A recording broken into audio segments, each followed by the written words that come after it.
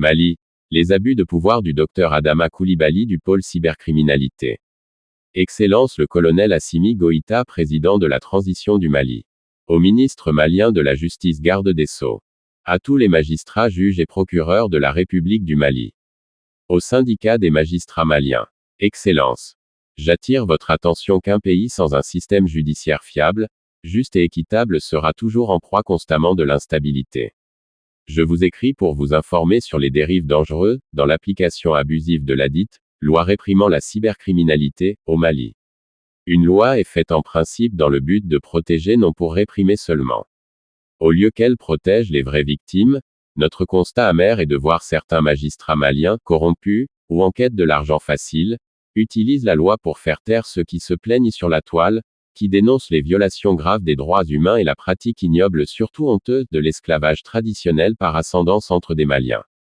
Bientôt 3 mois, un militant du Rassemblement malien pour la fraternité et le progrès, RMFP, qui s'appelle Issoufou Konaté alias Waraba Konaté, est séquestré dans une prison à Bamako sur des accusations que seul un magistrat corrompu, qui triche sur l'application de la loi cybercriminalité, peut comprendre. Excellence. La première chose qui saute aux yeux de tout homme épris de justice sur l'application aveugle de cette loi, est le constat formel que le dénommé Issoufou Konaté dit Waraba n'a pas enregistré les vocaux transmis aux magistrats maliens sur le sol de la République du Mali ni sur l'espace de la CEDEAO selon la loi, donc, cette loi cybercriminalité ne peut s'appliquer sur son cas. Comment le procureur Adama Coulibaly a pu fermer les yeux sur cette réalité juridique imparable s'il était sérieux dans ses enquêtes? Pourquoi les magistrats maliens qui ont traité des plaintes contre M. Konaté ont violé intentionnellement la loi en la donnant une dimension qu'elle ne peut pas couvrir? La loi cybercriminalité au Mali est-elle applicable en Europe, aux Amériques, voire dans toute l'Afrique? C'est une plaisanterie judiciaire à la malienne. Même le tout-puissant Poutine avec sa bombe nucléaire ne peut rêver mieux. L'autre bizarrerie est qu'il semblerait dans les listes de faux plaignants contre M.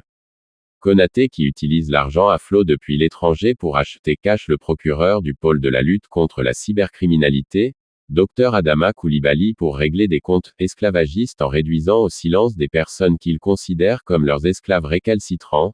On retrouve certains qui habitent en France, qui font des procurations à d'autres, qui déposent plainte à leur nom. Pourquoi le procureur Adama Coulibaly ne les renvoie pas devant les tribunaux français?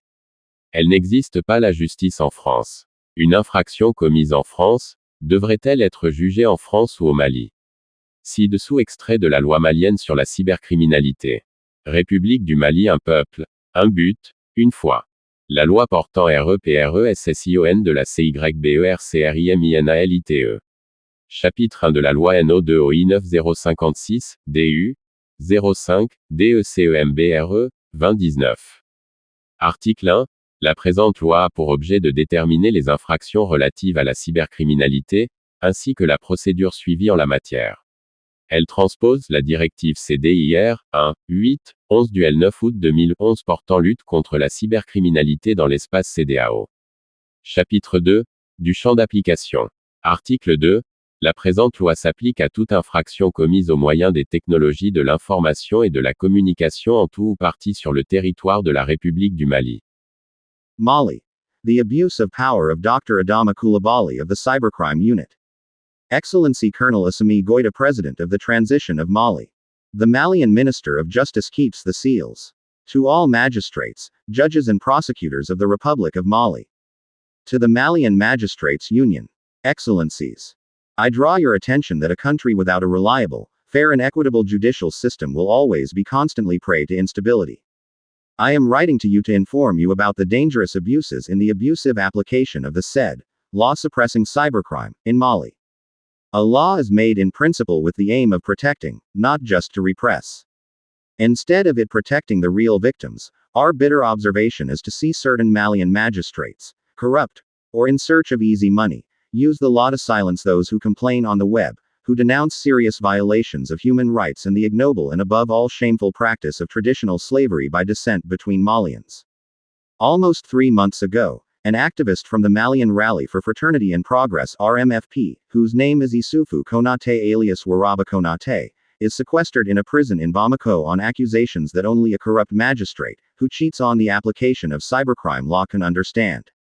Excellencies. The first thing that jumps out at the eyes of any man who loves justice regarding the blind application of this law is the formal observation that the man named Issoufou Konaté, known as Waraba, did not record the voices transmitted to Malian magistrates on the soil of the Republic of Mali nor in the ECOWAS area according to the law. Therefore, this cybercrime law cannot apply to his case.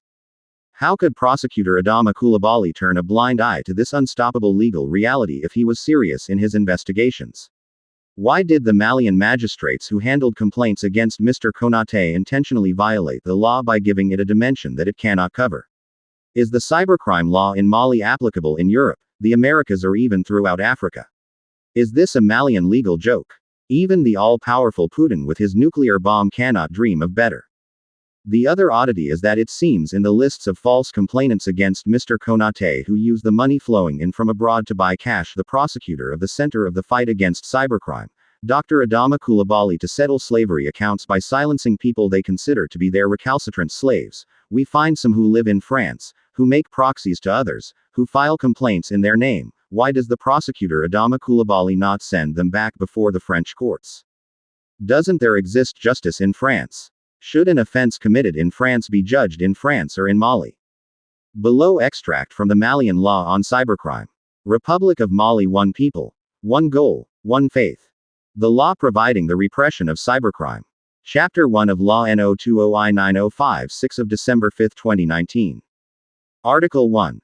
The purpose of this law is to determine the offenses relating to cybercrime, as well as the procedure followed in this matter. It transposes Directive C-DIR, the 8th of January 11 of August 19, 2011 on the fight against cybercrime in the ECOWAS region. Chapter 2. Scope of application. Article 2. This law applies to any offense committed using information and communication technologies in whole or in part on the territory of the Republic of Mali.